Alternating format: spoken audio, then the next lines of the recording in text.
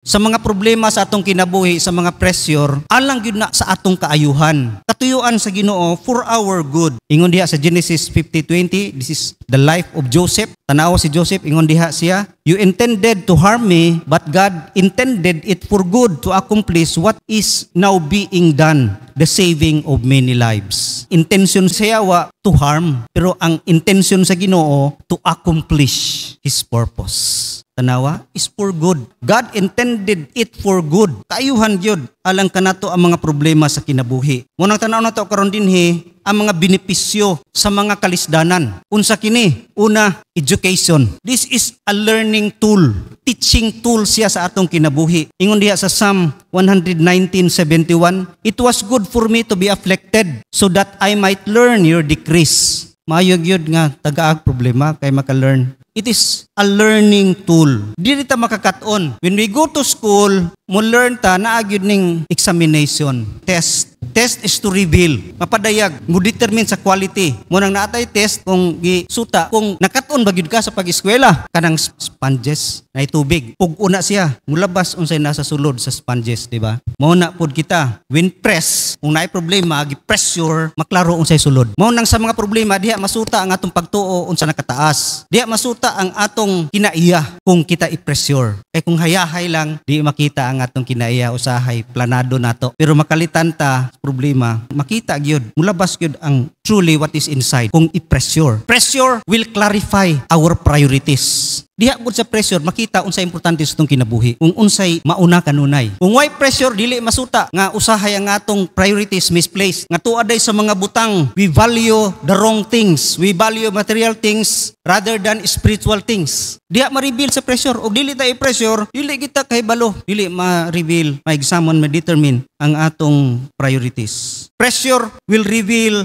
our need for alignment to God's will. Diya sa pressure, makilhan gid nato nga nagkinahanglan gid ta nga musubay sa will sa Ginoo kay wa nata sa iyahang will. Ikaduha, kung ma-educate ka, information, maka-learn ka og mga butang. Munang sa mga pagsulay, daghan gid kay tag makatunan. Linog, makatunta nga di gid importanteng butang no. Kay isa lang ka minuto muguba. Maka-learn ta na, di ba? Maka-learn ta sa mga butang nga importante gid kayo. Maka-learn ta sa mga pagsulay how the enemy operates. Kuya gid Satanas no, maay kay mo biktima kanako. Maka-learn ta sa pressure. Kay di ta presuron, di ta kahibaw nga giatik credit ni Satanas. Gilinglahan ta sa mga butang nga dili gud importante. That is true information. We will learn lessons. We will learn our mistakes. Diha sa mga pagsulay, diha sa mga kalisdanan, diha sa mga problema. Munang learning gyud siya nga tool sa atong kinabuhi. Munang kung kita walay pagtan-aw, ma-miss ang learning. Daghay mga Kristiyano nga pag magproblema mo ingon lang, pagsulay ra ni, mulabay ra ni. Without knowing nga naay learning unta diha nga ipadayag ang Ginoo. Munang do not miss the learning nga ipadayag sa Ginoo kanato panahon sa mga kalisdanan. Kung niya ata sa mga kahadlok, pagsulay no kabalaka, kinahanglan dili nato ma-miss ang lesson nga ipadayag sa Ginoo because God has something to say, a message for us no to learn diha sa mga pressure sa atong kinabuhi. Munang sayang kayo ang pressure, mulabay lang nga wala tay nakatunan sama ra sa pag-eskwela nga nahuman lang tawag itay nakatunan. Munang importante kayo nga it is to educate us. And part sa education is correction. Kung maka-learn ta nga we are nagkamali, then we will submit to God's correction. Sa atong teacher, koreksyonan kita pagkamali, oy mali ka. Sa atong mga pagsulay, kalisod, problema sa kinabuhi, God is correcting us. He wants to correct us sa atong mga mistakes. Mo na importante gid kayo nga maka-learn kita sa atong mistakes. And also, part sa education is God will direct us. Pressure will reveal our direction and calling. Si Moses, diha niya nahibaw-an ang iyahang calling o ang direction sa Ginoo sa dihang dito siya sa wilderness. Nag-encounter sa Ginoo. Diha siya nakasinati gyud og iyahang mission.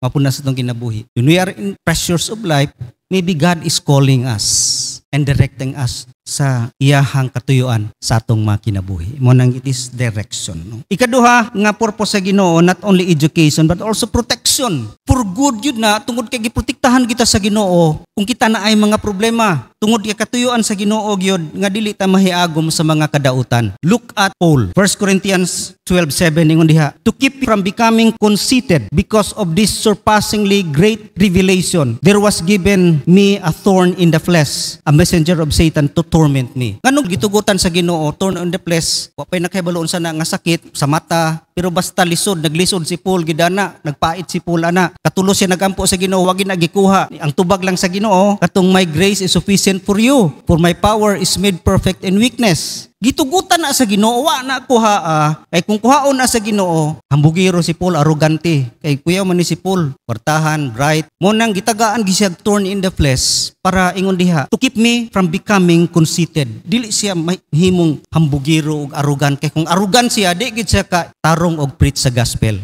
Di siya mahimong demonstration of God's character. Mo nang it is to protect us sa mga problema sa atong kinabuhi. Giproteksyonan kita sa Ginoo nga di ta mahimong mahiagom. Mo nang sa atong mga problema say matingala ta, no? Tingala ko usahay na platan ko paingon mo ta kog Bible study. Agi tuyo ang Ginoo. Basig na ay tulis sa unahan, gipalabay sa atong tulisan para muagi na ka nga wa nay tulis. God has a purpose, and that is to protect us. Iya kitang proteksyonan sa kadautan. Mo nang kang Apostle Paul, makita nimo effective kay siya, kay di na siya self-centered, di na siya arrogant, kay gihimo gid siya sa Ginoo nga humble. Mo nang pressure will keep us humble. Mahimo kitang mapaubsanon and become effective to preach the gospel. Then also, God's purpose is progression. Progress. Dili pa ubos, kundili mutubo kita. Development. Ang atong text gibalik nato sa verse 10 nga we always carry around in our body the death of Jesus so that the life of Jesus may also be revealed in our body. Nga makita gyud ang kinaiya ni Kristo nga ni kanato. Mo nang ang pagsulay,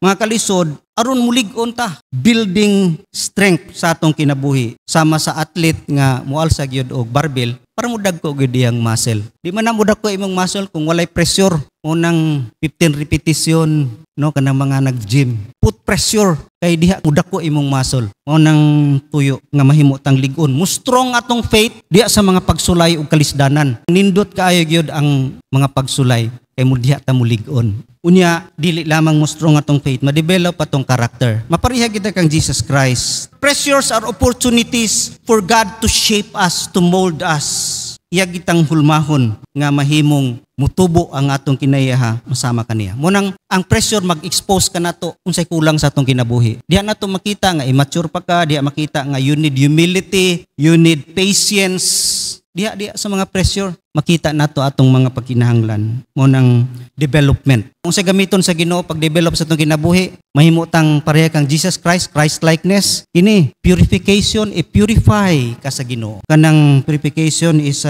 itagyod mo agi sa proseso nga limpyuhan. Ang gold ibalik-balik gyud na sa kalayo or mercury para mawala gyud tong mga dili gold, para mo sinaw gid siya pag maayo. That is purification. God designed pressure to keep us holy. Mahimo gid tang mabalaan kay pananggalon gid tong mga di maayo nga kinaiyan nga atong ginadala-dalat. Mo nang remember, pressure gina-purify ta sa Ginoo. And also pare-parehara po ni pruning diha sa John 15:2 nga he prunes every branch that does not bear fruit. Iyag yung puluungan sa mangga, puluungan na kay para panguhaon tong dili importante nga sanga para mulabong ug mubunga gyud pag maayo ang mangga. Mapunas tong kinabuhi, a pruning process. Iyag yung pamulungan, sakit kay ang puluungan ta kay ikat mga butang di mo gid maayo no sa tong kinabuhi niya. Dugay na nato na. Nahimo na nato ng kultura. Pagtuo nato tama pud na. Sakit na kuhaon kay nakapilit for many years sa atong kinabuhi. Bisyo, dugay na nato kay ginako. Sakit kay tanggalon, gyud pruning process. Muna sa mga problema, diha kita makakaton nga God is pruning us,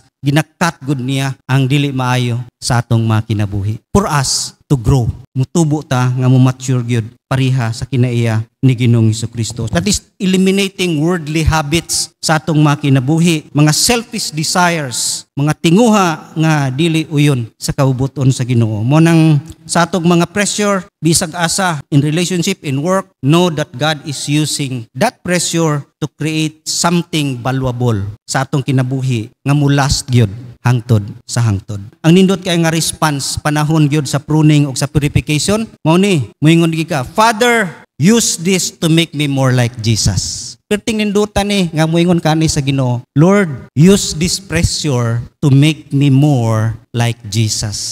Kay nga na gani ang atong prinsipyo si Satanas maguol na madugay. Magbasol na siya nganong gitagaan tag pressure. Kay mahimo man dayang good. Munindot man gid noon dayeg samot ang Kristohanon, basta moagig pressure. Mo na Satanas magmahay nganong gitagaan ta niana. Nang nindot kayo. And also not only progression but also connection. Ang purpose sa mga pagsulay, kalisod, problema sa kinabuhi is to make us closer to God. Kung panahon linog, daghang gyud tawag Ginoo. Lain-lain pa Ginoo, Diyos ko. Pero wala na pod.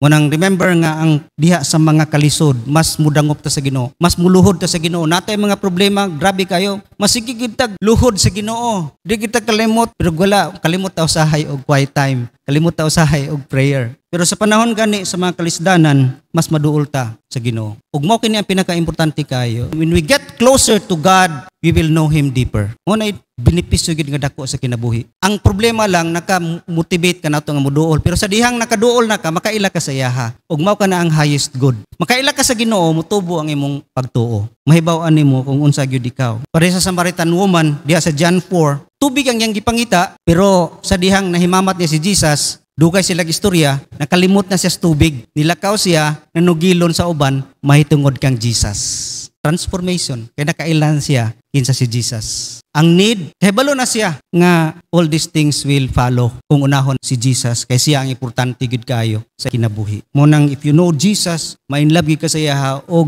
ma-focus gid ka sa yaha. He gets us on our knees by trials so that He can keep us on our knees for relationship. Mo nang nindot kayo. And lastly, not only connection ang iyang purpose but also preparation. I-prepare ta sa Ginoo. Sa atong mga kalisdanan, i-prepare ta sa Ginoo for greater use. Aron kita mahimong galamiton. Ang yawa, tagaan tag mga kalisod, ang ihang tuyo is to destroy us. O dili ta epektibo sa mga buluhaton sa Ginoo. Dili ta kasimba, dili ta kaalagad, dili ta ka-apten sa mga buluhaton sa Ginoo. Mga opportunities. Gusto ni Satanas, pabilin lang mo sa inyong balay. Ayaw mo simba, pabilin sa inyong church building. Ayaw mo panangyaw, ayaw mo pagpamuhat ngadto sa Ginoo. Ayaw mo pag-alagad, pag-serve sa yaha, pinaagi sa paghimog mga binobulens ngadto sa gawas sa mga tao nga pagkaila sa Ginoo. Mo nay tuyo gid ni Satanas atong kinabuhi nga magpabilin na ta diha. What causes the apostles nga manggawa sila sa Jerusalem? It is the persecution. Gitugot sa Ginoo nga i-persecute sila, pamatyon sila kay para magbulag-bulag sila o di nanaghan sila sa ubang dapit. God uses persecution, problems atong kinabuhi to prepare us for greater use. Nga maggamit gyud ta sa uban pang dako pa nga buluhaton sa Ginoo.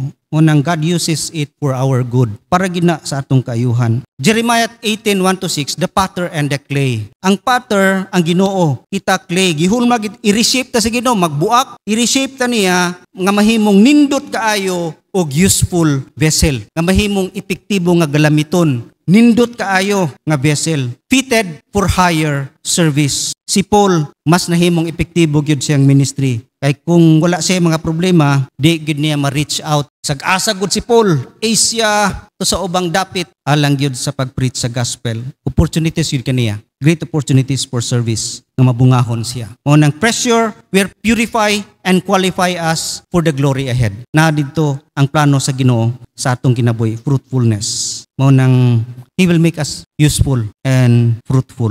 Useful for God's glory. God will not use dirty vessel. Ikaw, ganahan ka mo inom, hugaw ang baso? Dili. Munang muagi gitag mga kalisdanan, kalisod, to purify us and to qualify us for a better service ngadto sa Ginoo. Munang kung i-allow na to ang atong kalisdanan nga mahimo gitang nindot kayo. Mahimo gitang nindot become a blessing to others. Sa dihang kitab umuton gyud may sa Ginoo niya nindot na mahimong blessing gid sa uban. Our testimony ngadto sa mga tao nindot kayo paminawon. Mahimo gyud kang blessing ngadto kanila. Munang pug-on kita sa Ginoo. Look at the guitar. Para ma-tune up ang gitar unsay buhaton, di ba? Inaton gyud maayo. Pressure gyud siya pag-angay sa gitara, di ba? Sakit na sa string nga inaton pag maayo. Pero pagkahuman mo create og nindot kayo nga music. That is pressure sa atong kinabuhi. Kinahanglan kita i-pressure para mo produce a beautiful sound for God's kingdom. Diha sa gingharian, sa pagpamuhat, sa pagserbisyo sa Dios nga kita gamiton